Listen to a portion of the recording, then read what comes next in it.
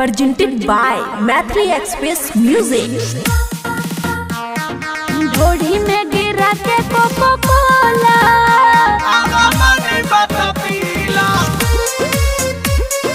ढोढ़ी में गिरा के कोको कोला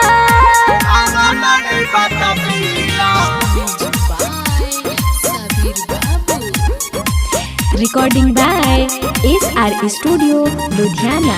ओइलू नाचे बाकी लगलू तू हाथे दोनों कबूतर तहर चोली में से झाके। अरे हटी हो ना ए जान सुना ओइलू नाचे बाकी लगलू तू हाथे दोनों कबूतर तहर चोली में से झाके। छोटबा कपड़ा न दहिया में होला हो दहिया में होला। अरे सुना ना भइल हमारो जवानी हजमोला भइल हमारो जवानी हजमोला। अब मन बात पीलो ढोढ़ी में गिरा के कोको कोला अब मन बात पीला ढोढ़ी में गिरा के कोको कोला अब मन बात पीला ढोढ़ी में गिरा के कोको कोला अब मन बात पीला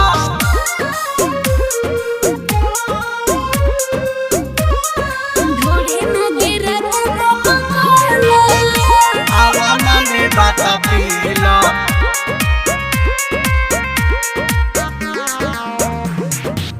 फूल के जैसन बा कोमल बदनिया खिंचे दयान तोहर चढ़ल जवनिया। सुना ना ए बाबू तोहरा से हम बतियाइले जहाँ जाइले मर करवाइले बुझला। जो बन बुझाला चाउमीन या छोला हो चाउमीन या छोला। अरे सुना ना भइल हमारो जवानी हजमोला भइल हमारो जवानी हजमोला। अब मन बात पीलो ढोढ़ी में गिरा के कोको कोला अब मन बात पीला ढोढ़ी में गिरा के कोको कोला अब मन बात पीला ढोढ़ी में गिरा के कोको कोला अब मन बात पीला।